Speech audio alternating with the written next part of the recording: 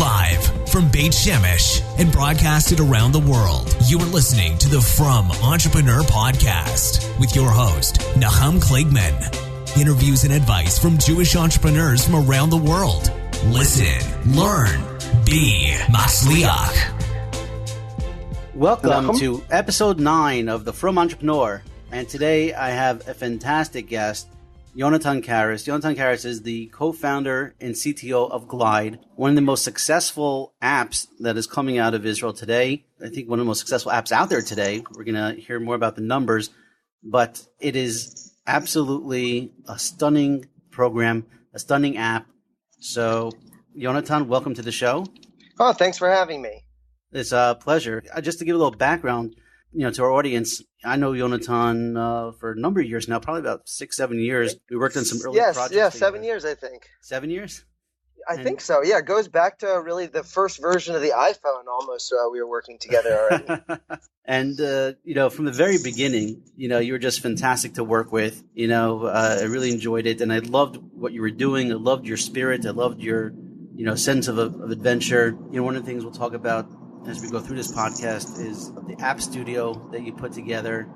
You always had a bigger vision for things. But just, I wanted to talk a little bit to our audience, a little bit about what Glide is. I mean, I could give the 10-second pitch, which is basically, a video walkie-talkie for your phone, but it's become so much more than that. And one of the more exciting things that you have now done is for the new Apple iWatch, right? That the new application, I want to dig into that a little bit because that's super exciting. But that is, I think, I'm sure you've heard this a million times already, but that is the Dick Tracy. Dick Tracy, is that who it was? Yeah, that was Dick Tracy. That's the vision we've been having for almost 100 years now.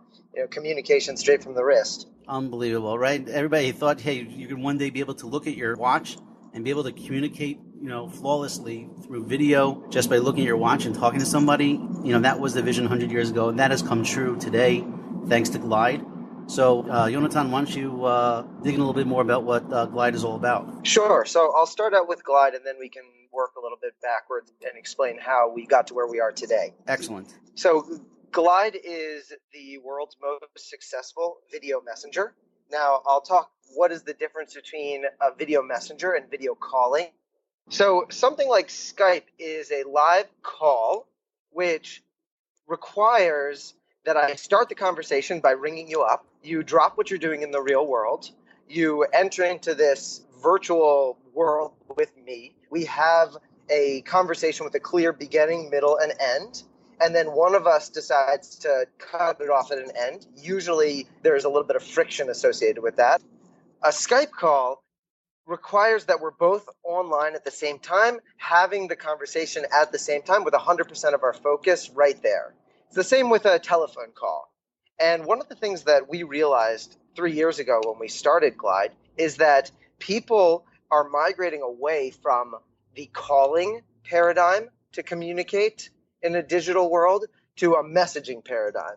And you've seen that with the explosion of things like Facebook Messenger and WhatsApp and Snapchat, that people appreciate the convenience. When we talk about messaging, I can send a message when it's convenient for me. If you want to consume that message immediately, you can, but you don't have to.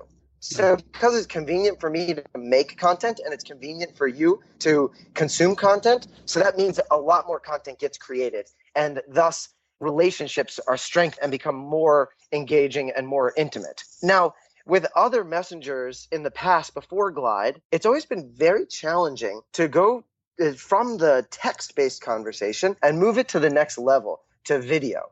And the reason why is because with other solutions, the amount of time that it takes from when I record my message to when you're actually able to watch that message is measured in minutes. Sometimes it's 2 minutes, sometimes it's 5 minutes, sometimes it's 20 minutes, depending on the length of the message and the networking condition. Right. Now, that makes it impossible for us to have a ping-pong conversation like I would have with you through SMS.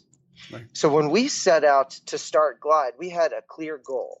The goal was, I want to have the power of video, but the convenience of SMS. Wow. And that was really what we overcame through a technological breakthrough. We've invented a new way to transmit video to a large number of people anywhere in the world, straight from mobile phone to mobile phone in under half a second. And that's really the innovation that came out of the engineers at Glide, which really has, to be transparent, has a history in the Israeli military and specifically the Israeli Navy, because this was something that was important to them, that boats offshore, which had a lot of challenges in their networking conditions, would be able to instantly transmit high quality video to HQ back home. So we took a lot of that experience and really packaged it to solve a real world communication challenge. And I'm very happy to say that this thought experiment, which we had 3 years ago, which then became a prototype and then became an initial version of our product, and we've grown leaps and bounds since then, has attracted over 20 million downloads. And our users, we have over 15 million users in the United States alone. Wow. Have produced over 1.2 billion videos on our network in the last 2 years. Wow. That's phenomenal. Really phenomenal. And now I guess with the iWatch, it's going to explode even more. Yeah, that's actually, it's an amazing time to be in, especially for the messaging space, because messaging is going through an evolution and even a revolution. For the past 30 years, when you and I wanted to talk to each other or communicate back and forth in a convenient manner, we were always stuck to text, whether it was email, and you could even say going back even farther with like telegraphs. Right, or but it was either email or yeah, and beepers, that's true, and IRC and AOL Messenger. We've kind of been trained in our generation to communicate with each other through written word. But the problem is that written word is subject to confusion. It's challenging to create the content. It's often challenging to really understand what the person is trying to say, because you always are trying to minimize it. You look at the Twitter universe and we're constantly trying to take a long-winded explanation that really allows us to convey our hearts and souls out into the world, and we have to condense it into these 140 characters. Right. And the same with SMS is also limited to 160 characters. Mm-hmm. So what is the most natural way for two human beings to communicate, or a group of human beings to communicate? Well, it's really face-to-face. So what does it look like when you have people messaging each other in a face-to-face format? Well, you get the complete clarity as to what the person meant. You get the words without being condensed to a certain number of characters. You get their facial expression. You get the intonation. You get the background and environment that they're in. It's far more engaging and it's far more transparent in terms as to what was it that this person was actually trying to say to me. And that's really the power that's attracted so many users to Glide and has motivated them to create so much content on our network. It really is an unbelievable way of communication. And actually, that's one of the reasons, you're taking it a step further, but that's one of the reasons why I started a podcast as opposed to blogging, and why podcasting is also starting to take off now, because when you could hear the person speaking, hear the emotions behind it, you're able to convey that message in a much clearer way. And all the more so with video, right? I mean, as you're saying, it's genius, because if you could take video messaging and make it as simple as sending a text, which is what you guys have done, I mean, it really is clearly a huge winner. But I made a huge mistake once, and I want to see if you remember this conversation we had, because I made a mistake, and I'm going to explain what the mistake is. But I guess about 3.5 years ago or so, I was driving somewhere with a couple of business associates, and you gave me a call, and you said basically you were working on this new thing, this new technology,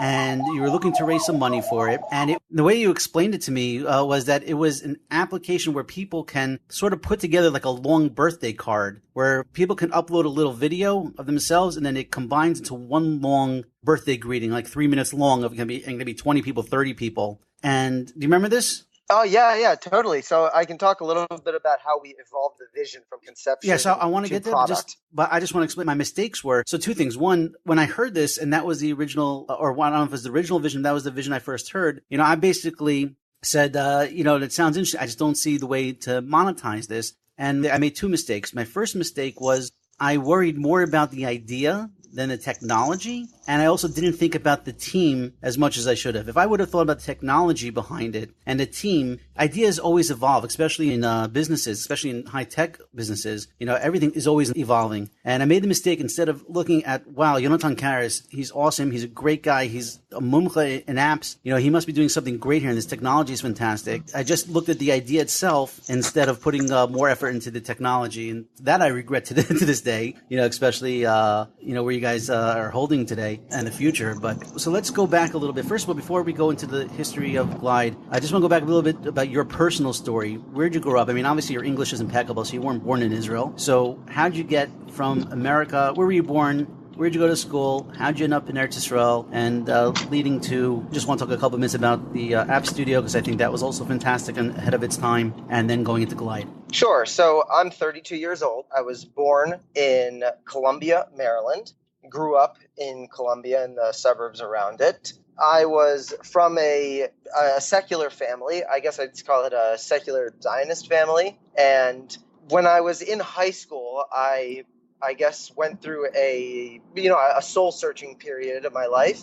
And that's really where I came back to my roots, and I got connected through Chabad, started becoming closer to the Orthodox community, in Colombia, and then eventually went off to yeshiva, and then eventually made Aliyah. Which yeshiva did you go to? So I went to Morristown. So it's a Chabad yeshiva in Morristown, New Jersey. They used to do these awesome events every, I don't know, Hanukkah or what it was. Yeah. Famous the for their events. Yeah, it's a great Balchuva yeshiva specifically. So that was a very, that was a turning point definitely in my life. And, as I saw, I had my fair share of, rebellion and soul searching and everything, but I thank God I was able to focus a lot of that energy and really come back to, my Jewish roots, and eventually make it here to Israel, which is the greatest country for us Jews to be living in. And all of you listeners that may be out there, just one of the things that I love about Israel is the unlimited opportunities, especially within the high-tech space. And this kind of jumps me into the next subject, which is, you mentioned very nicely, which is the team. So when I got to Israel,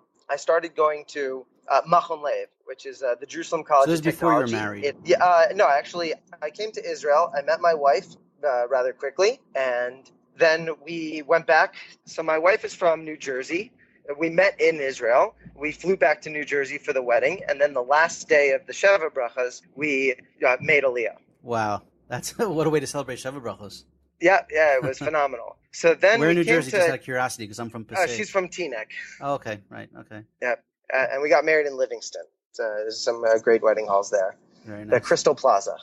So I was always into technology, even from a young age. My father was an entrepreneur. His father was an entrepreneur. We always had computers for business. I always got the hand-me-down computers. I remember being probably about 6 or 7 years old and upgrading from DOS to Windows 3.1 on my father's old 286 IBM clone, if that means anything to anybody listening. So it was always something that I was passionate about, but I didn't really have a lot of focus. So I found that focus at the Jerusalem College of Technology, which has a men's program and a women's program, and you can focus on engineering, and they also allow for Limud Torah. So there are programs in the morning. We're in for getting a parnasa. And in Israel, I believe that the best way to make a parnasa is through engineering or high tech. It's a booming industry. There's been a shortage of engineers. There's been more demand for engineers than there has been supply for the last 10 years that I've been in the country. So it's a great time for engineers to come in. Amazing. But just to clarify, but how was was this program in Hebrew and English? How did you have the Hebrew background to be able to go through this engineering program?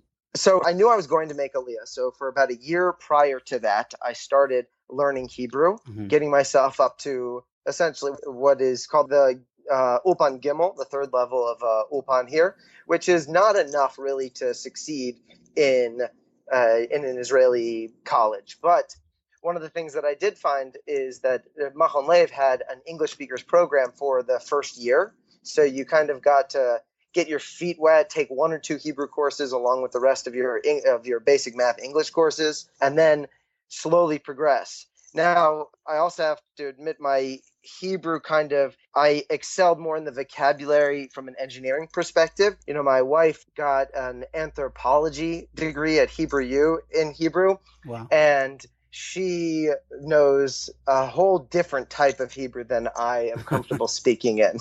I can talk about processors and circuits and different types of sorting algorithms in Hebrew, but not so much about the evolution of humanity, etc. So I wouldn't say that the language barrier is a deal breaker, especially from the engineering perspective, because math is universal. When the teacher writes up on the board a formula and explains it, once you have the basic, let's say 500 to 1,000 core vocabulary terms, yeah. So then you learn the subjects, and the books are also all in English, and the tests are in English, and there's plenty of external tutoring that's available in English. Many of it which is free online. There's plenty of courses that you can see from MIT or Stanford, which are the exact same courses as we're learning. Right. So it was through a lot of hard work and self-motivation that I was able to, get through the courses at my time at Machon Lev. When I was at university in Jerusalem, I met some of the brightest minds in Israel and probably even in the world. And in my senior year, that's when I received a very interesting email from Apple. I had been doing a lot of my coursework on a MacBook Pro at the time. It was actually, back then they were called PowerBook. Right. And I was involved in the Apple developer community because Israel is a primarily Microsoft Windows development community. So I would reach out to Apple and say, well, here's what my professor wants me to do. I have instructions on how to do it on a Windows machine. Can you help me translate that over to a Mac machine? And so I guess that attracted some attention from Apple themselves. And I was sitting in class and I saw I had an email that said, hey, we're coming out with the iPhone. Would you like to have early access to the iPhone developer kit? Wow. And I said, yes, of course. I knew looking at this device that this was going to change the world. It was going to bring the power of computing into our pockets, and it was going to connect humanity in a way that probably hadn't been done since the telephone came into our homes. Wow. This was that revolutionary. So I felt it. So I actually walked out of class.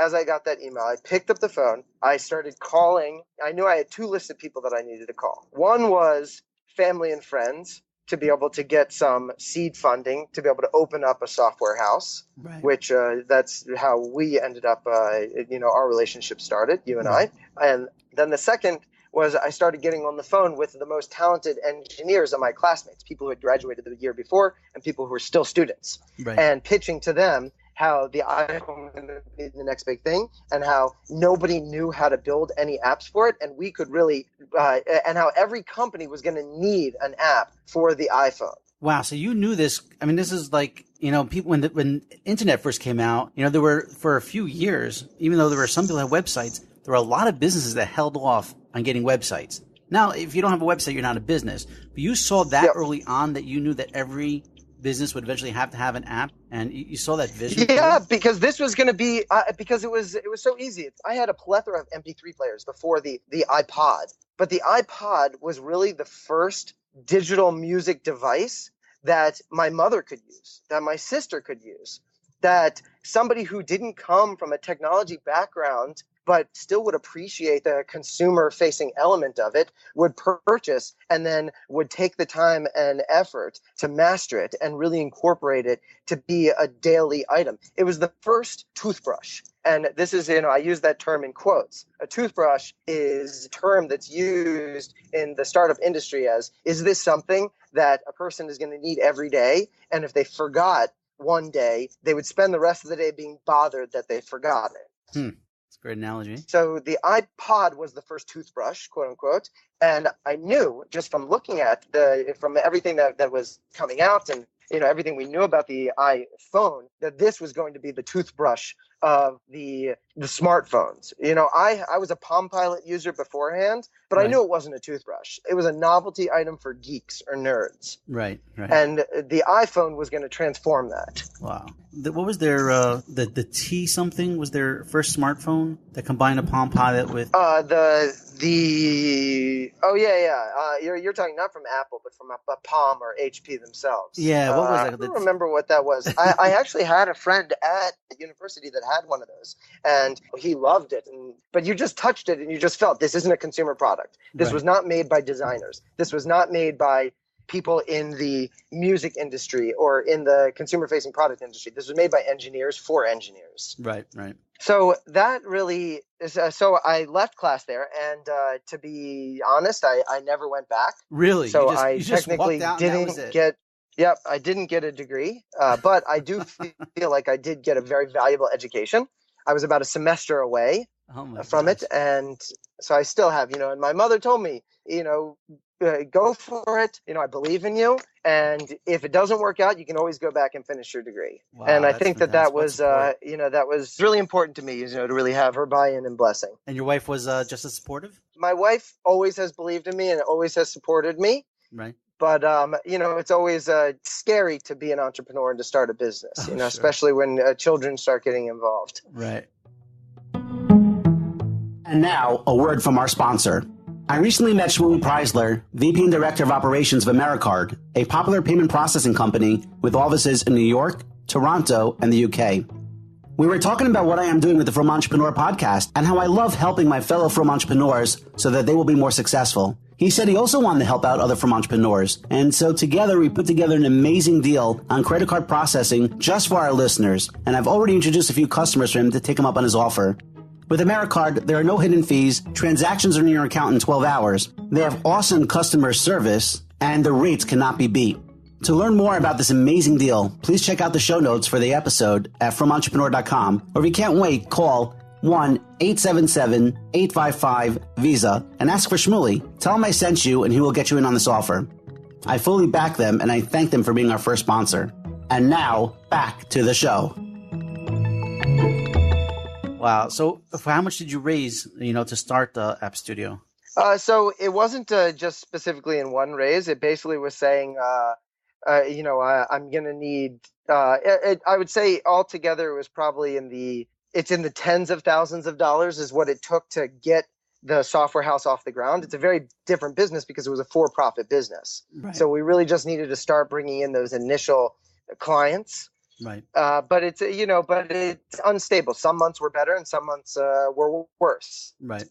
So at the end of the day, I'd say that it's somewhere between 50 to 100 is probably an accurate number. Mm-hmm. Okay. So from there, now let's fast forward. Yeah. So we did about 50, 60 projects, right, mostly for startups through App Studio. And what happened was we started getting a lot of attention for people that said, I've got a great idea. Why don't you team up with us? Why don't you team up with me? Why don't we, go in and appeal to the venture community and why don't you make your own startup? Okay. And I said, I always had this anecdote, and it's something that I really do believe in, and I think that people can benefit a lot from this mentality, which is that, who made the most money in how in California they had the gold rush in late 1800s, early 1900s? Yeah, in California. So, yeah, exactly. So, who made the most money from that? The guy selling the axe and picks. Yep, the guy selling the pickaxe. So I said, I totally support you running off to mine for gold, but right, would you like to buy my pickaxe? Very smart. So then a childhood friend came to me, quite literally kidnapped me. He rented a car. He said, I want to take you out for a meeting. Who's this? And then he drove me about 2 hours. This is my co-founder, Ari Roisman. Okay. So he came out and he drove me about 2 hours from my home to the Netzanim beach. Maybe it's an hour and a half, which is a beautiful beach on the Mediterranean Sea. Right. And he explained to me the story of the startup that he was a founder in, or he was the first engineer in a nanotech startup, okay, which had discovered a new way or invented a new way to produce a very particular type of nanoparticle material at a fraction of the cost of the industry standard. And they very quickly raised a significant round of funding and then were swept up by a larger company, and they had a nice exit, all within a short period of time. So he got the taste of what a very motivated and talented team can do and how much value they can create. And he pitched to me saying, let's do this. If we had the right idea, we can package it. You'll be the technical co-founder. I'll be the business co-founder. Let's do something amazing. So I So really at that heard point him on the out, and it beach, was he didn't have an idea. He just said, hey, we got to do something together. Exactly. We didn't know what the idea was, but we knew we had the main ingredients. So then now we started looking at how are the stars aligning. So the same way that I saw the stars aligning for my previous company and had a lot of success about that. So now we wanted to look back up at the stars and see how they were shaping. And we saw a couple of different things. One we saw was that significant improvements in the ARM processors, which power mobile phones, specifically in their ability to compress and decompress video with low artifacts, meaning that the video still looks good. Right. So that meant that we could really improve real-time streaming, okay? And from a mobile device. The second thing that we saw was that battery life was significantly improving, meaning that users could now spend more time with their camera open without killing their phone. Right. Then we saw that AT&T specifically with Verizon, quickly on their heels, was laying out an LTE 4G network all over North America, and that data plans were dropping. So this also pointed us again at video is ripe for disruption. Then we saw that there was a heated up competition within the telecoms that they were dropping data prices. Right. Now, all of this kind of comes together, and that was from the technology side. Then we looked from the consumer side, and we saw that social networks had basically hit a plateau in terms of saturation.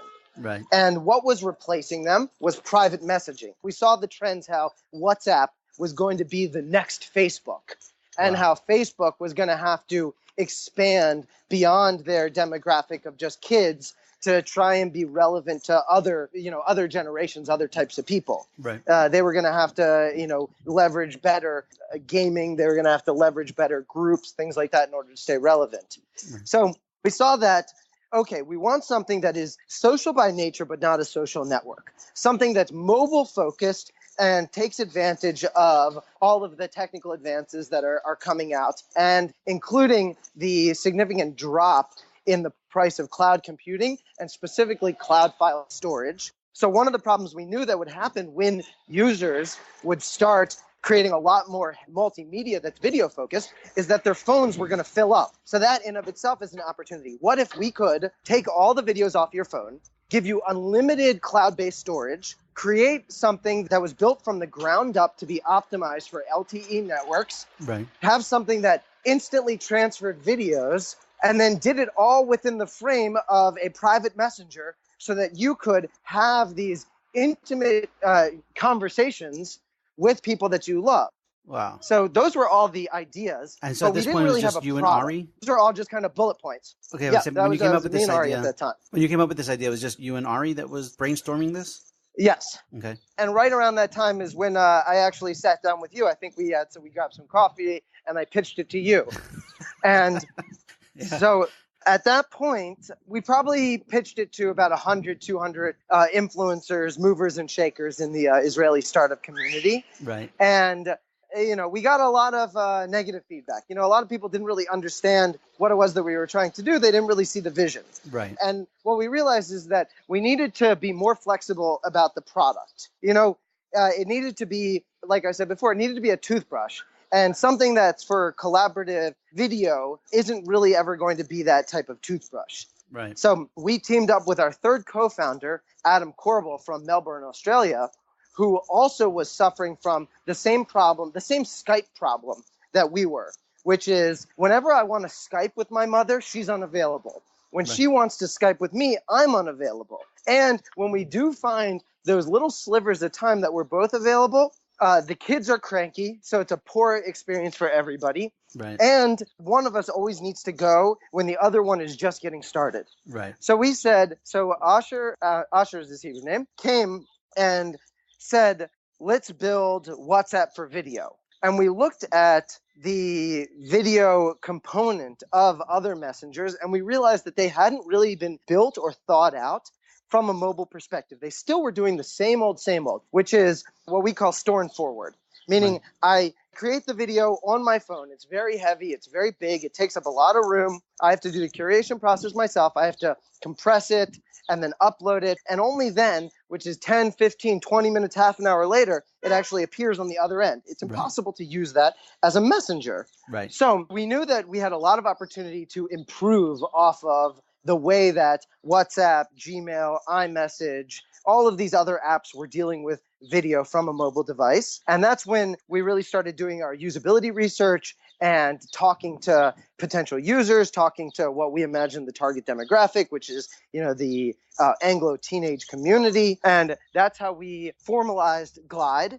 We packaged it. We spent non-trivial amount of time building a prototype. Right. And we pitched the prototype, and we're luckily able to raise a seed round of $150,000. Okay. And we've gone, thank God, from success to success to today. We've now actually raised over $30 million from people that are experts in the communication, video, telecom industry that really believe in what we're doing. And if you look at how you had mentioned the Apple Watch before, if you look at the Apple Watch, this thing, it's been 2 weeks and they've already sold 2 million devices. And the analysts are predicting that they're going to sell over 20 million by the end of the calendar year. Wow. The watches are here to stay. My daughter, who's 6 years old right now, I'm 100% convinced that her first cell phone is not going to go in her pocket. Which I guess she's wearing a skirt, so that's a question right there already. But it's going to go on her wrist. Wow. And now on your wrist, you're not going to type. There's not a keyboard that's worth talking about on your wrist. And you're also not going to Skype. Nobody's going to sit there with their elbow up in the air for a 10, 15-minute Skype conversation. But what you will do is that Dick Tracy walkie-talkie style conversation where I lift up my wrist, I say, hey, honey, the traffic is pretty bad. I'm on my way home. Do you want me to stop at Rami Levy and pick up milk? Right. And then I put my wrist back down. And then my wrist vibrates and I lift it up again and I see my wife's beautiful face there. She's smiling at me saying, oh, I'm so sorry that the traffic built up. Yes, if you could pick up 2 bags of milk, because here in Israel, for some reason, we have milk comes in bags. Right. Yeah. With all the innovation, go being ahead a and pick it startup up. nation, we couldn't figure out a better way than milk in bags. I'm sure it's because it's cheaper, all along the supply chain. Right. But it is a funny phenomenon. So that was kind of Glide from A to Z. How we started, what my background was, how we got off the ground, and then how we captured the heart of 15 million Americans and what our vision is for communication in the future. Wow, amazing. So first of all, your app for the iWatch is live now, I assume, correct?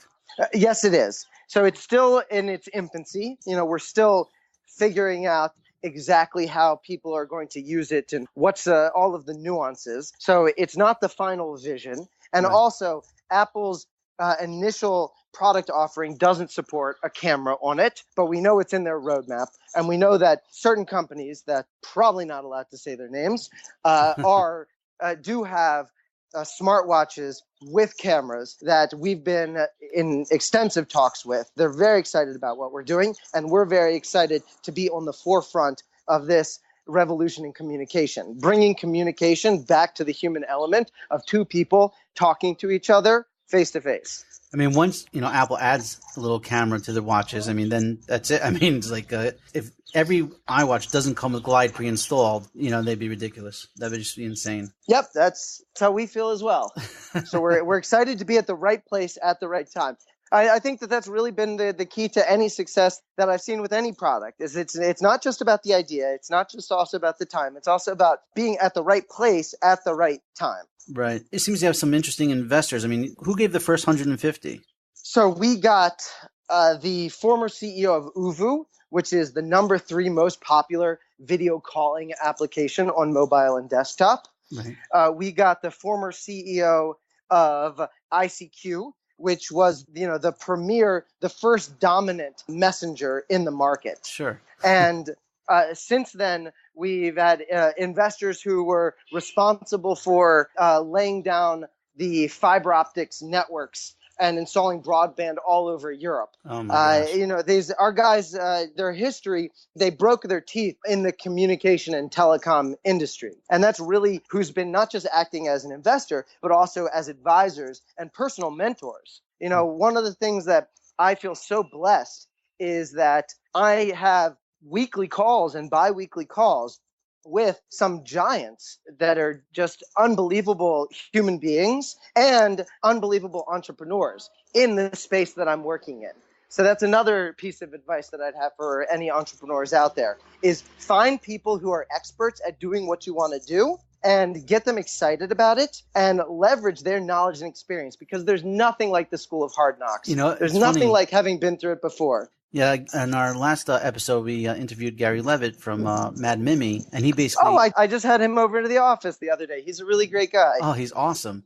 So he just said the exact similar thing. When he was starting Mad Mimi, he went straight to the top. He actually approached the founder of Ruby on Rails to code his original software application. And he said the guy said no to him, but he went from the very, very top and then worked his way down until he got somebody that was willing to work with him. And so, what you're saying is, right up there with the most successful entrepreneurs. So Yep. It's hard work and it's luck, but there is a formula.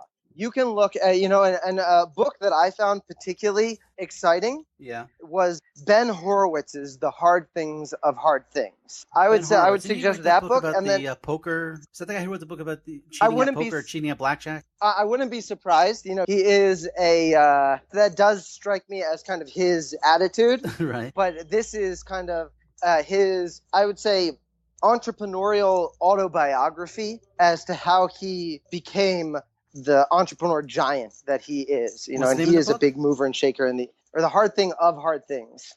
Okay. I will link to it in our show notes. Yeah. And then another one I would say is Guy Kawasaki's The Art of the Start. I read that. Yeah. Especially the 10-20-30 principle, which is a methodology for conveying an idea. And I've used this, as a template with great success, not only in my professional life, but also taken a lot of the things that he points out in that book and used it in my personal life, whether it was, interacting with people at shul or with my landlord or even just with family members, because he really tries to explain how an idea can be transferred from one human being to another human being, right, and also convey all of that excitement and emotion. Because at the end of the day, what's going to make a person jump on board, whether it's with their checkbook or with their blood, sweat, and tears, is going to be the emotional connection. You have to get them through the heart before you're actually going to be able to get them through the brain or through their pocket. Amazing stuff. You know what? I appreciate your time. I just wanted to go over a couple more things. First of all, how many employees do you have now? We have 65 employees. It takes a village to run a video server. There's only about 15 companies in the world that run their own independent video streaming technology. And just to bring that into perspective, when Google went to add video to Hangouts, they outsourced it to another company. Really? They outsourced it to another company. And when Facebook went to add video, they also outsourced it to another company. Video is extremely challenging to manage, to maintain quality of service, and to scale. Wow. And in addition to that, this is an additional reason why being in Israel is so valuable, because you're going to have these niche area of expertise that are very challenging. It's kind of like, it's unbelievable, the talent pool and both in terms of the depth and breadth that is available here, all within about a 2-hour drive. Unbelievable. And so all 65 employees are in Yerushalayim? So we have our CEO, Ari Roisman, has actually been relocated to Palo Alto. Oh, I didn't know that. He's managing biz dev. So he's been out there for about 7 months now. Oh, wow. And then in addition to that, Chaim Haz, who is head of communications at Glide, sits in an office in New York. And then apart from that, everybody's in-house in Jerusalem.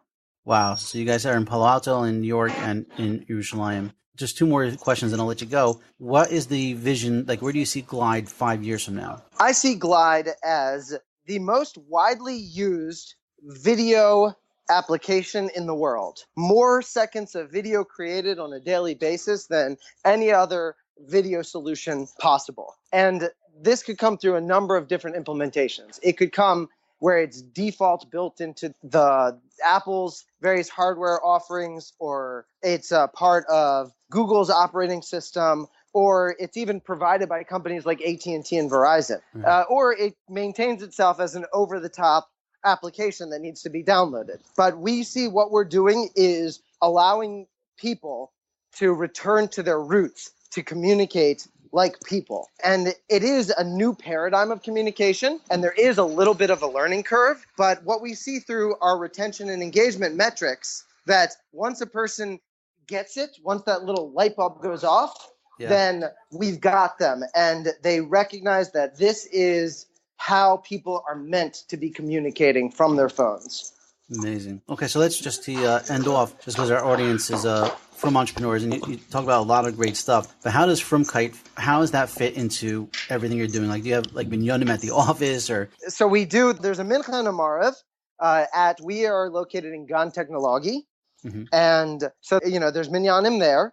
We get catered food into the office, and it's all Hamish Heksher. Right. And we also interact with the Haredi community in terms of helping inspire, extremely intelligent, motivated young people to really go for their dreams and understand that Yiddishkeit actually provides a lot of value. It teaches you how to think like an entrepreneur. It helps you stay grounded and focused and not lose sight of the vision. If it wasn't for my relationship with Hashem, and in addition, my loving family, I would not have been able to accomplish everything that I've accomplished today. Beautiful.